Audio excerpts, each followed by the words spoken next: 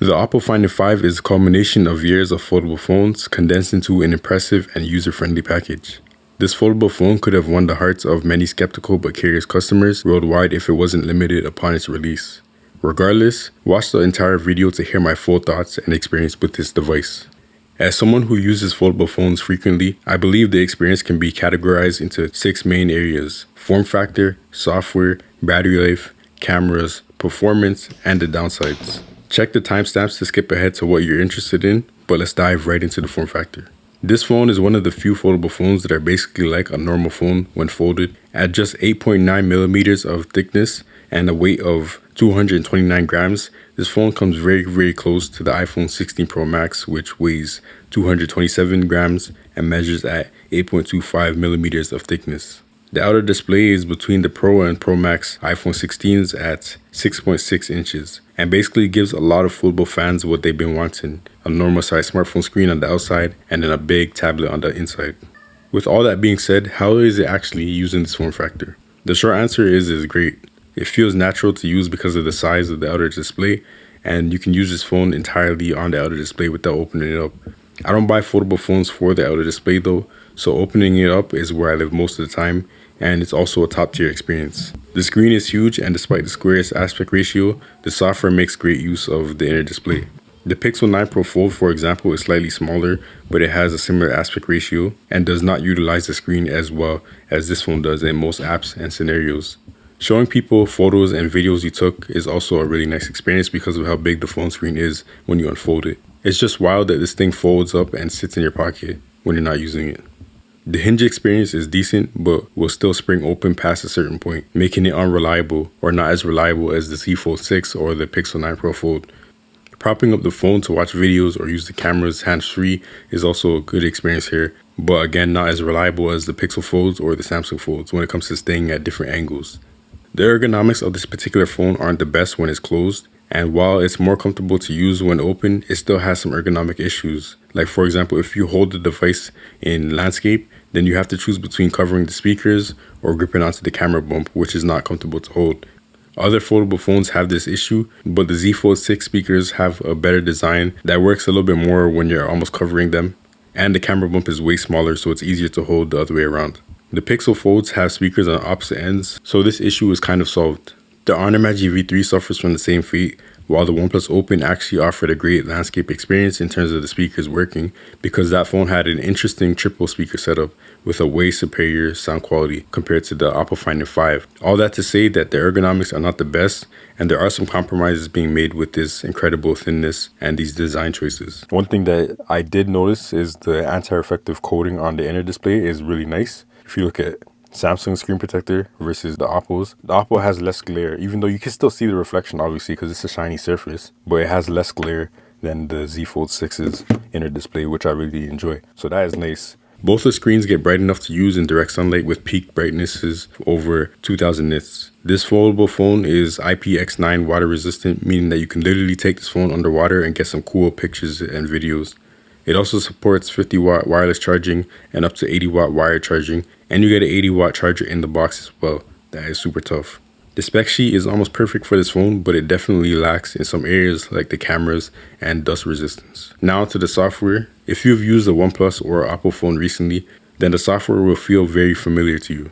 It's basically the same software as the OnePlus Open or the Oppo Find 3, which is a good thing. This software is feature packed and it shows that they care about utilizing the phone's big screen. Multitasking is really good with the ability to quickly access split screen or floating windows just by swiping and holding up towards the left or right. You can also start a split screen session just by swiping 2 fingers down from the middle of the inner display and select whatever app you want to use. You're only limited to 1 floating window at a time, but you can quickly swap between them if you do open more than one.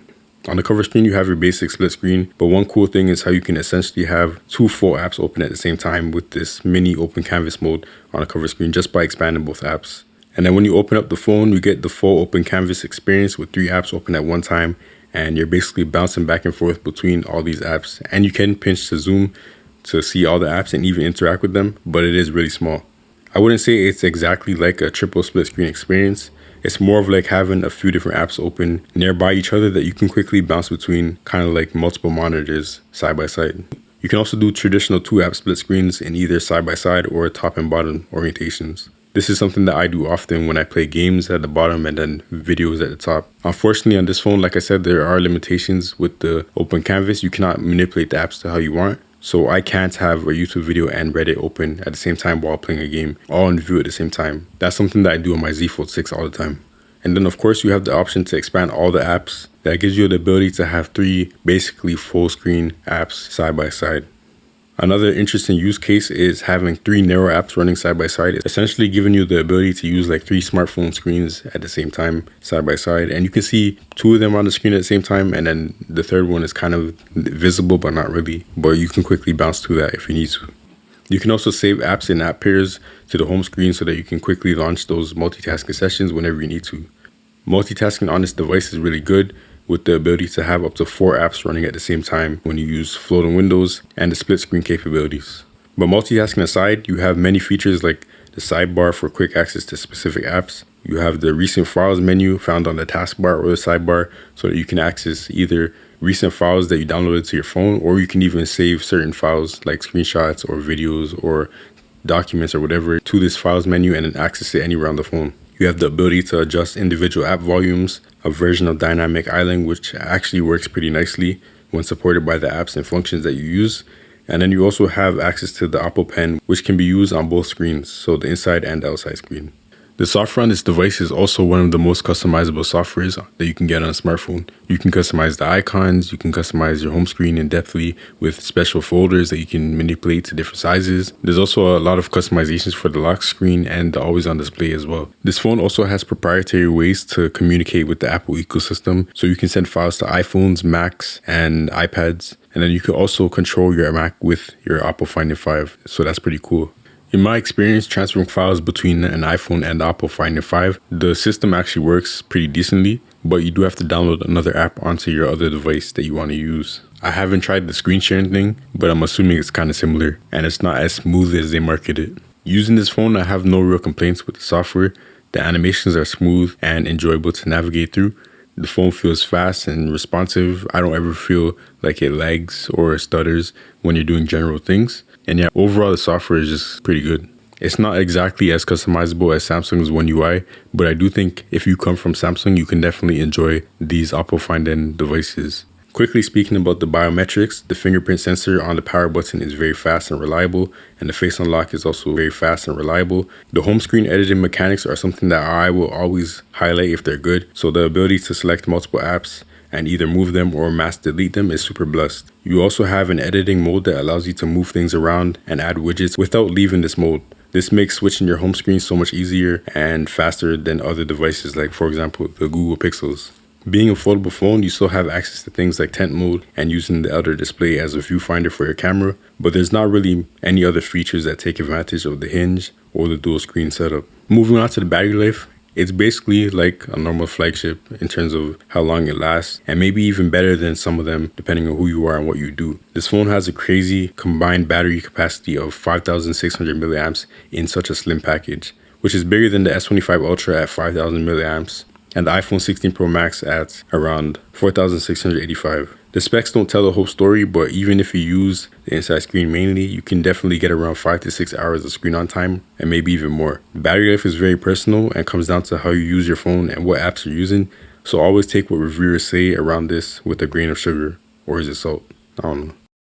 The cameras are probably better than what you might have heard about them, but I won't yap about the specs, I'll just show you the results as I talk about my actual experience. In my time using them, they are really solid cameras and they can deliver good results in most situations, but for me personally, they're not my favorite foldable phone cameras. The ultra-wide camera isn't even that bad, and I feel like it's kind of overblown in the media, but it's still not good enough for me to ever want to use it. I rarely use the ultra-wide camera anyways on other phones, so the fact that this one is a little bit worse than all those means that I'm just not going to use it that much. The main camera is really good, and the zoom capabilities are actually enjoyable. This phone also has many camera features and has a pro mode for both video and photography. You also have the ability to shoot in log, which is cool for enthusiasts out there who want to color grade their videos. And overall, the camera experience is just good because of the features and the flexibility of being a foldable phone, meaning that you can prop it up with its own hinge to be like a little tripod, or you can use the external screen as a viewfinder and see the camera, or you can even let people on the other end of the camera see how they look in the frame and stuff like that. The utility is there, the camera experience is pretty good for a foldable phone, and I don't think it's bad at all, but it's just not the best in my opinion. Alright, so now we reached the point where we gotta talk about the downsides. This phone is not perfect, obviously, and one of those things that I'll talk about is performance.